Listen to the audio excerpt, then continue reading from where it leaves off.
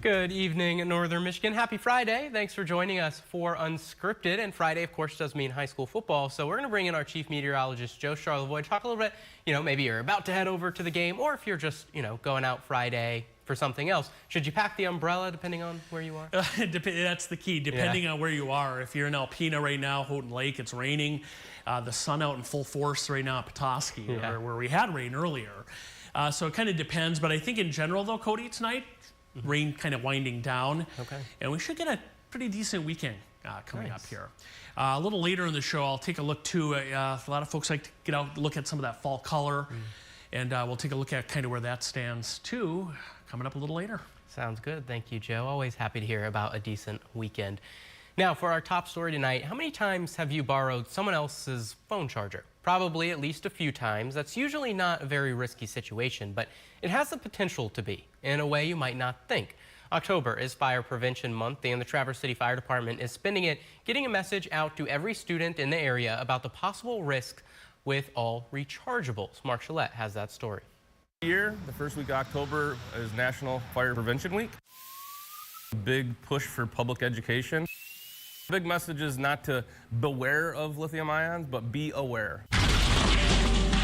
And it turns out there's probably a lithium-ion battery near you right now. They're in phones, tablets, electric scooters, hoverboards, e-bikes, pretty much anything that runs on a battery or is run on a rechargeable battery has a lithium-ion battery that is powering that device. They're powerful and prevalent, but need to be respected. That's the message Fire Inspector Jacob Steichen is taking to students across the area during this Fire Prevention Month. We're actually focusing on grades 5th through 9th this year, and we're projected to hit every one of them. The take-home lesson? Over time or misuse of these battery-powered devices create an increased vulnerability for thermal runaway. When things go bad with these batteries, worse things can happen. And once it hits that thermal runaway, it actually creates a little explosion, and the entire battery itself and the device will eventually erupt into flames. So the fire department is using the month as a teachable moment for all of us. Use the charger that comes with that listed product.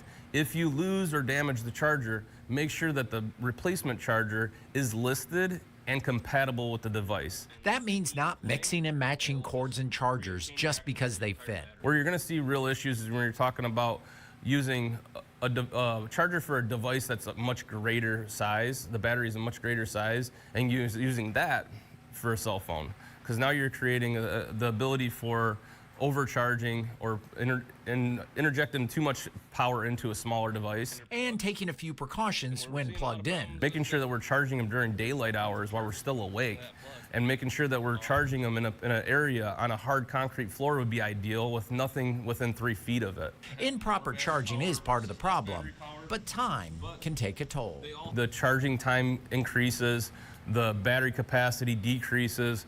When we start noticing that that's happening with our device, we need to be a little bit alarmed. Important lessons for everyone here. Students are incredibly receptive to this kind of talk. They're sponges of information, and it's amazing on how quickly they pick up the message. The hope is it's a lesson that gets taken home. We can prevent these fires if we just are a little bit more mindful on how we're charging them and how go about our business while using them. Now again, the fire department says properly recharging our devices and monitoring their battery life can go a long way in preventing a fire. They also stress the importance of properly disposing of such batteries. Check with your local fire department to see if they have an option for you. And now we're going to take a step into the past. In the fall of 1975, the city of Cadillac made rock history. Not with a concert, but with a high school football team and a visit from one of the biggest rock bands in the world, Kiss. UpNorthLive's Tony Lundy shows us how a small town coach, a bold idea, and a little glam medal turned a losing streak into a legendary moment. It was the fall of 1974, and Cadillac High's football team had dropped 2 straight games. Assistant coach and English teacher, Jim Neff, believed music could change the mood, so he brought in a band most players hadn't even heard of yet, Kiss. And so I said to our head coach, Dave Brines, maybe if we played rock and roll in the locker room, it would loosen the team up and they could play to their capability. And sure enough, he said, I don't know anything about rock and roll, so you choose the band. I chose Kiss because in football parlance, it's keep it simple, stupid. Neff had seen Kiss in concert and knew their over-the-top energy might just be what the team needed. And it worked. Cadillac rattled off 7 straight wins. I sent a letter to KISS management and told them what was going on. And I got a letter back from their manager, Bill Coyne, that said he thought it was a great idea. And I was sitting in my easy chair one evening, and I got a call from Gene Simmons and Paul Stanley. They were backstage at a concert just ready to go on. And they said, "This is really a lot of fun. It's a great story. And please let us know how the team does every week." Then came a moment no one in town believed would actually happen, until it did. But to see them here and to see that in real life was a moment in my life, and I'm sure many others, that we'll never forget. Our community, like many, were kind of split at the time, just with trends and so forth in the 70s. But this pulled us all together. Every single person in this town was together and behind this eventually when it happened. In October of 1975, Kiss landed in Cadillac, literally arriving by helicopter, dropping leaflets over the football field, and performing a full concert in the high school gym. For a moment, it felt like the center of the rock universe. For students, it was more than just a cool day at school. It was a moment they would never forget. Kiss was in the middle of it, walking around. Pictures were being taken. And he just looked over at me and he said, "Can I wear your drum?" I'm like, "Take it," you know? And he had it the whole time. I've seen quite a few pictures of him with it. So when they flew off in the helicopter and then they dropped all the flyers that said Cadillac High School, Kiss loves you. I mean, it touched my heart.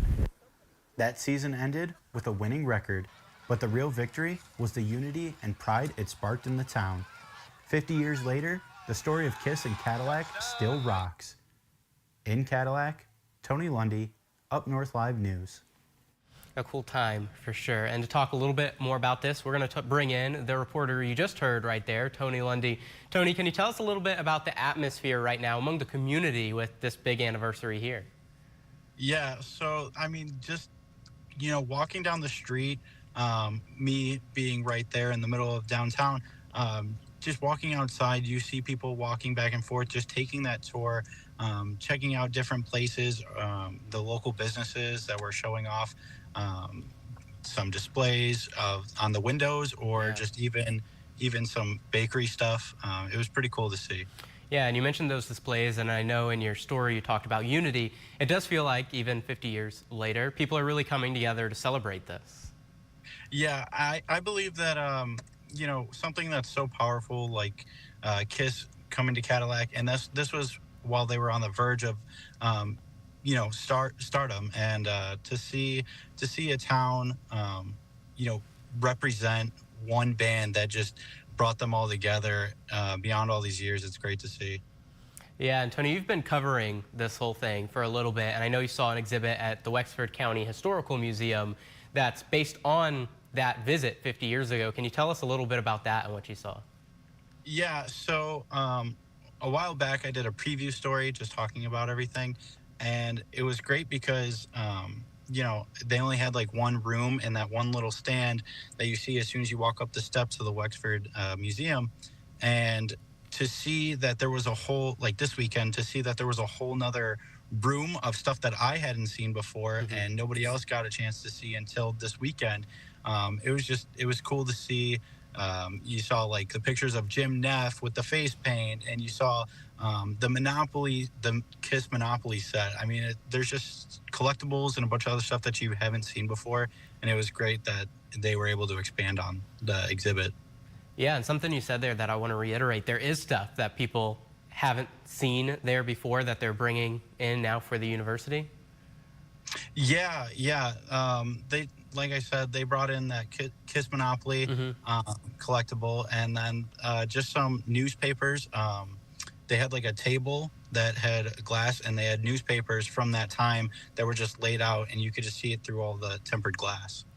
Yeah, and looking forward to tonight a little bit. There's a football game in Cadillac, and again, as your story said, this all started with a football game 50 years ago. I know we have a reporter out there now to shoot some of that game. Is there anything special planned there for the big game tonight? I do know that they have something set up for the halftime show for that Hmm. game. And then I also know that afterwards they're going to have a drone show that's going to be Kiss themed. So I can only imagine how packed that stadium is. Yeah, I'm sure there's a lot of excitement. That game starts in 20 minutes, so I'm sure it is a packed house there, like you said. There's also, it's not just tonight, right? There's events coming up this weekend that's continuing the celebration. Yeah, so they're going to have a Kiss themed golf outing. I know that's going to be happening, as well as a 5K that's going to be ran. And then they got the rockumentary that's going to be aired both tomorrow and Sunday. Yeah, yeah, absolutely. And before we let you go, I do want to ask you real quick, is there anything else that you want people to know just about your time kind of covering this over the last couple days and what's going on with this big anniversary? Yeah, I just want to say that this is probably one of the most fun things that I've ever, covered. I got to meet so many people, and just from all over, not just from the Cadillac area or Michigan in general. There's people from North Carolina. There's people from Florida.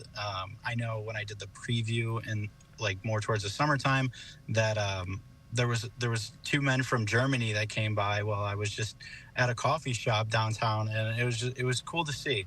Yeah. But and as far as the rockumentary, you can watch that. I know I said it airs tomorrow and Sunday, but you could also watch it on the Cadillac Visitors Bureau following that, as well as YouTube.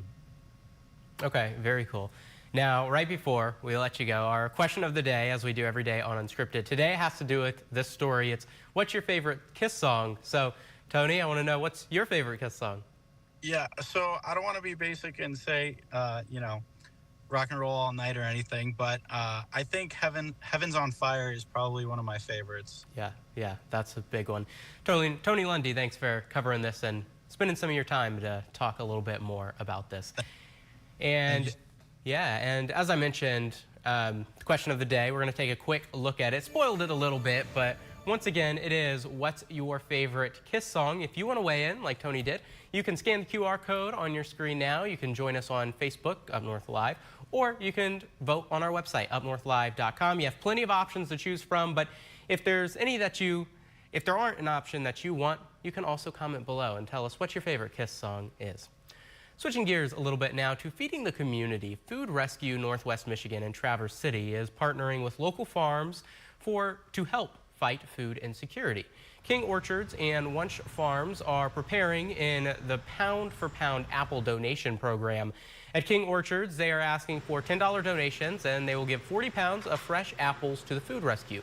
At Wunsch Farms, for every pound you buy, they will donate a pound for local food pantries and community meal sites. Food Rescue serves 6 counties, and staff has said the need has only grown.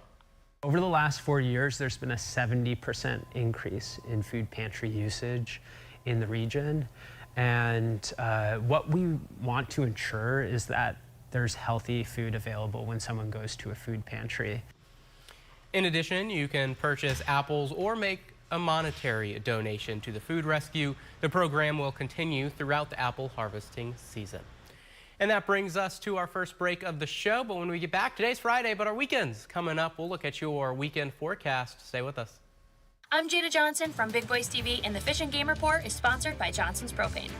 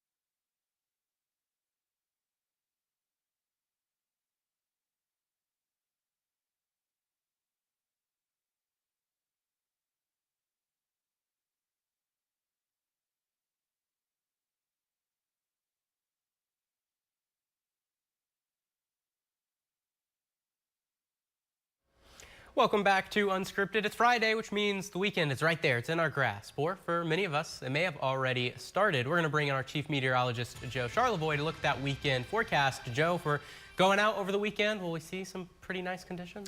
Yeah, I don't really see any major issues at all this weekend. Sunday will be really nice. 60s and sunshine. You might maybe dodge a shower tomorrow, but that's really about it. I know we've had some rain this evening. Interesting though, some areas are looking at rain, and then others, the sun is out. And let's take a look at our cameras here. There's the sunset at both Traverse City and Gaylord right now. So what it looks like from both spots, as you can see there, just a nice view. Drummond Island, a couple clouds, and you can see some clouds now up around the Straits at the Mackinac Bridge this evening. Here's what's going on tonight. We have a cold front passing through. There's an area of low pressure it's attached to north of Sault Ste. Marie. Along that front, we've had a band of rain work through northern Michigan, and there it is. You can see that. So the front extends from around Alpena down toward Mayo, and then across the UP. I'm going to actually stop the radar right there. That's the current look at things. Across the eastern UP, that's our area of low pressure dropping through. So we kind of have two separate things here. There's a little bit of that rain. Again, Alpena, Mayo, Houghton Lake. Then you get closer to Lake Michigan, Ludington northward. That's where the sun is out currently. And then across the UP, that's where we have these showers. From near Sault Ste. Marie back toward the Newberry area there around Nobbinway, for instance. What we expect going forward here, not much, to be honest with you. This rain will kind of head out of here. Our low will spin out over Lake Huron. If you look closely, you can see how it spins there, right there. That's our low moving away. And then tomorrow morning, there may be a few clouds. And if we get a shower, it's a little more likely east of Interstate 75. But most of you will not get any rain. There'll be a few clouds, though, at times tomorrow. And then tomorrow night, nice and clear for the most part, and a beautiful day on Sunday. So we'll stop this right around noon Sunday. Southeast wind, beautiful day. And then Monday, a couple clouds drift in. There is another front approaching, but you can see it doesn't look like a lot of rain with that on Monday. All right, a lot of folks like to check out the fall color, and here's where it stands tonight. The northern tier of the country and the Rockies. And then we'll zoom in to northern Michigan. So the lower peninsula, moderate levels of color, patchy near the lakeshore areas. If you're in the eastern upper peninsula, you're near peak or getting close to it. And then the west and central UP, in particular there along the Wisconsin border, at peak or even past peak for those areas currently. And if you're looking at specific cities, here's kind of where we stand on that. Sault Ste. Marie, getting close to peak, not quite there yet. Petoskey, Traverse City in that 25 to 75 percentile. And Houghton Lake right now, right in that 50 to 75 percentile. All right, here's a look at the 7-day forecast. And this is the time of the year now. We're heading into mid-October where we could get rain and wind and cold temperatures. Not a lot of that here. For the most part, pretty dry, pretty quiet. Temperatures in the 50s and 60s. We could reach 70 on Monday, Cody. Okay, I'll take it. Thank you, Joe. And tonight, Friday Night Football under the lights. After the break, we're going to check in with Sports Director Harrison Beebe about the big night ahead. Stay with us.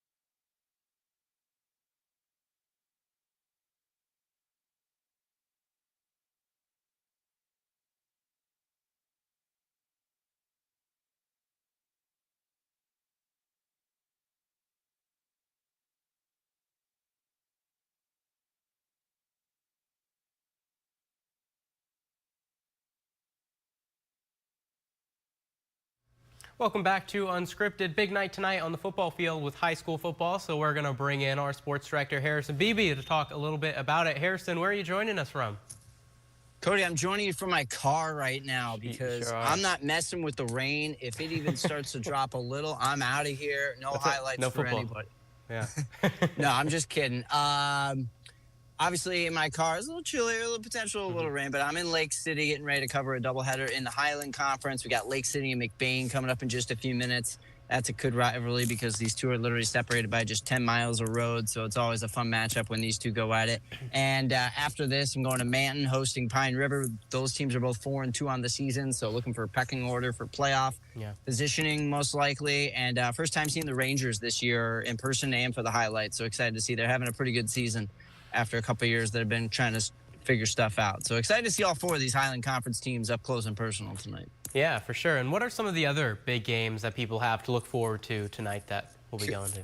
Cody, I wish that the game of the week in our area, but probably one of the best games across the entire state, I wish I could go to it, but it's in Escanaba, so that's kind of a tough ask, especially in the regular season.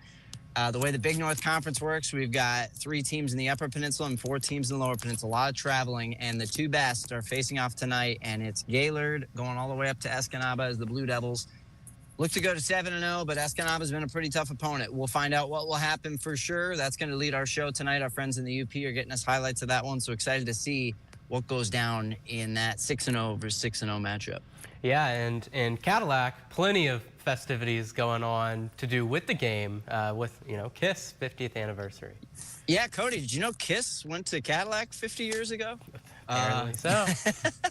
Yeah, those people are buzzing about it, and rightfully so. Yep. In 1975, I'm sure that for those that remember that experience, I'm sure it was one of those life-changing, you're still talking about it 50 years later moments. So that's what they're paying tribute tonight, and it's pretty cool. And no better way to tie in homecoming and a special tradition with live music than football on a Friday night. I think I heard they're going to have a special halftime show, and then I think there's a cover band tomorrow. So they're doing all the works to honor one of the coolest moments in Cadillac history for sure. Yeah, very cool. And right before we let you go, Tigers, huge game tonight.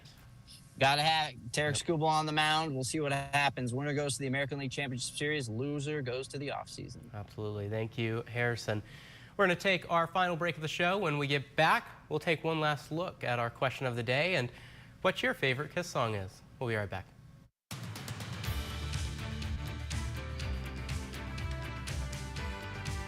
Salon services are furnished by Epiphany Advanced Academy in East Acme.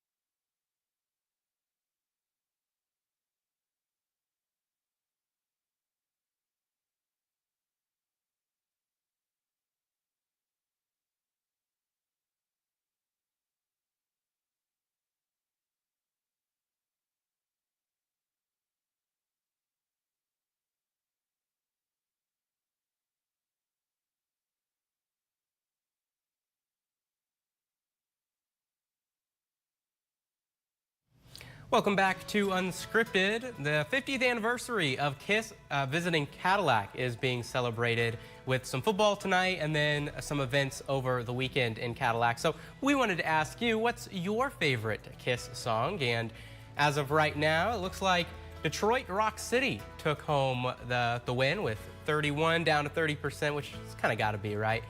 Rock and Roll All Night, 26%, Beth, 15%, and I Was Made for Lovin' You, 14%. Heaven's on Fire, 4%, while Other was 11%. And looking at some of the comments, Dan said his favorite is War Machine and all of them.